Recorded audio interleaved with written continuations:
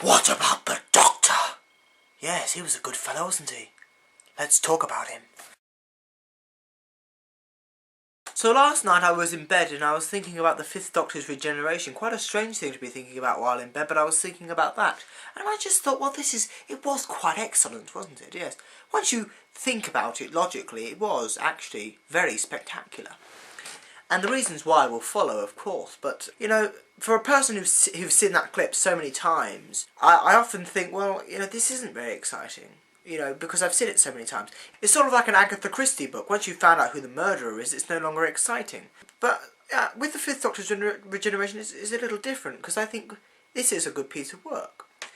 And what I like about it is the fact that it sums up the Davison era in one scene. And, you know, it just sort of says all the best bits are put into this regeneration scene.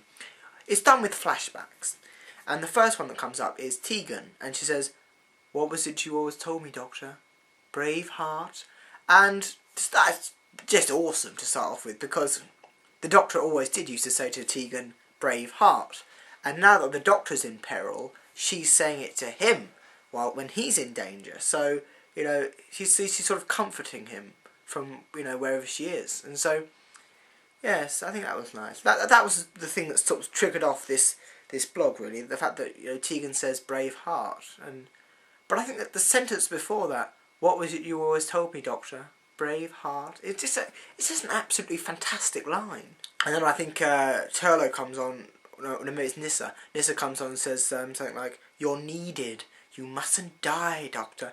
I always found Nyssa quite boring, because she was exceedingly intelligent, and so she was sort of the know-it-all. And so her line, of course, is something dull, and she says, you know, something like, "You're needed. You mustn't die, Doctor." And I think then Turlough comes on and says, "Many of your enemies will delight in your death, Doctor," which I think is a very Turlough line. It is. It's a very Turlough line. And Adric, of course, comes on and says, "You know that, Doctor." And the Doctor says, "Adric?" Because, of course, he's dead. We'll talk about the companions in a minute, because that's very naughty. Very naughty. And so, yeah, I mean, then the best bit, of course, is the Master coming on, Anthony Ainsley, just going, "No, my dear Doctor, you must die. Die, Doctor." And then he just has that absolutely poetically brilliant laugh. Now, it is said, whose laugh is better, the Black Guardian or the Master? There's no contest, of course. It's the Master. I just love his laugh, because sometimes it's sort of like, but then, you know, in the regeneration scene, it's more like, "Ha ha ha ha," and it's just like a really evil laugh. And I really do like Anthony Ainsley's laugh. It is brilliant. For example, in the episode "The Five Doctors," he's got that laugh, and he goes, "To rescue the Doctor." And I think, yeah, I both like. I mean, I love Roger and I love Anthony. I don't really like the ones in the middle, but I do. I just love Roger and Anthony. Let's talk about the companions then of the Peter Davison era. Adric. I don't think many people like Adric. I don't know why. He's got an absolutely fantastic costume.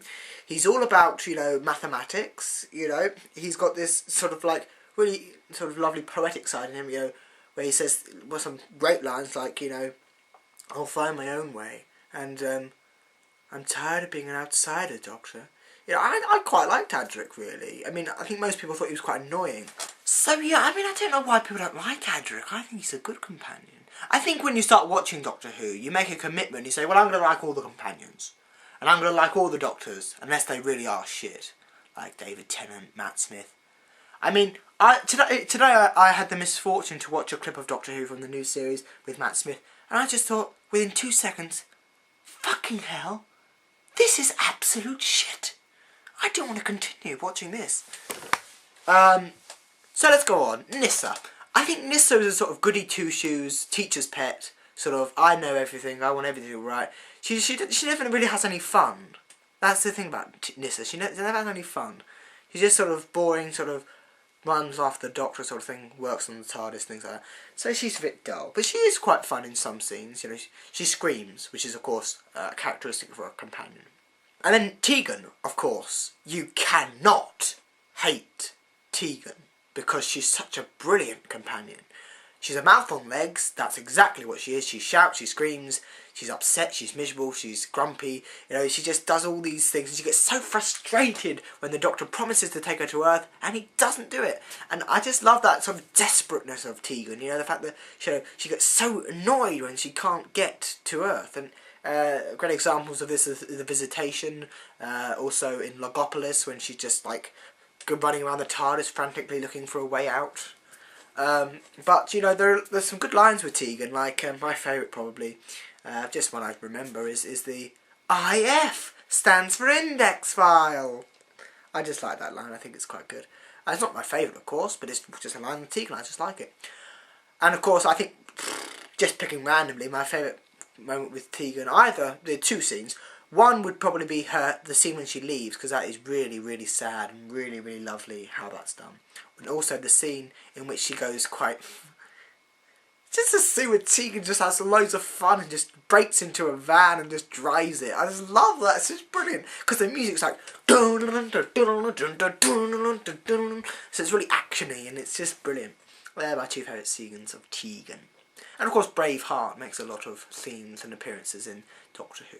And I think that's it, isn't it? Turlough. Well, Turlough, yes. I think with Turlough, it's a lot like Mike Yates. I don't really like Mike Yates because you never knew whether he was straight. Because in the episode The Invasion of the Dinosaurs, he basically stabs everyone from UNIT in the back, and he completely betrays them. So I never knew with Mike Yates whether he was actually, on their side or not, because he was a bit dodgy, Mike. You have to admit. So I never trusted Mike, but Turlough, yes, that was the same thing. You never knew you trusted him because he was actually attempting to kill the Doctor. I don't think I've ever watched Enlightenment all the way through because it's quite a boring episode. But yeah. Oh, Perry, yes, Perry. Perry is a sex symbol, and that's what she is. And I think this is what I say about Doctor Who. Doctor Who is celibate. There should be no sexual references in it at all. You can have the Doctor kissing his companion goodbye on the cheek, not on the lips. It should be completely celibate. But this is, of course, in the new series, is completely outlawed. And just to end quickly, I know we're running out of time, but just here's some videos that are coming up. We're going to do a video about Ian. Yes, and if I don't do it within a week, tell me off. And also, there's going to be a video about modern music. I'm not a fan. No. Goodbye. That's a lot. No more.